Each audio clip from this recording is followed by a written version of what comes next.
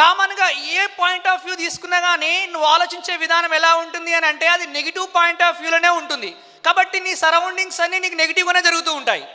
ఎందుకు నాకు ఇలా జరుగుతుంది అని నువ్వు ఆలోచిస్తున్న క్రమంలో, నా జీవితానికి ఏమైపోయింది అని నువ్వు ఆలోచిస్తున్న క్రమంలో నీ జీవితానికి ఏదైనా నెగిటివ్ జరుగుతుంది అని అంటే ఎక్కడనో ఎవరి ద్వారానో జరగదు, అది నీ ద్వారా మాత్రమే నీకు జరుగుతూ ఉంటుంది అనే విషయాన్ని ఎప్పుడైతే నువ్వు గమనించుకొని నీ చుట్టుపక్కల నీ ఆలోచన విధానాన్ని నువ్వు మార్చుకొని ముందుకెళ్ళే ప్రయత్నం చేస్తావో, నువ్వు ఏ పని చేసినా ఆ పనిలో అద్భుతంగా ముందుకు వెళ్ళడానికి ఆస్కారం ఏర్పడుతూ ఉంటుంది.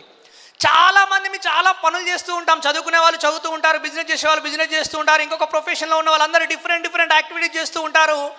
కానీ వాళ్ళందరూ ఎందుకు ముందుకు వెళ్ళలేకపోతున్నారు? ఎక్కడో ఏదో ఆపేస్తుంది వాళ్ళని అనుకున్నప్పుడు ఏమీ ఆపట్లేదు, వాళ్ళని వాళ్ళే ఆపేసుకుంటున్నారు.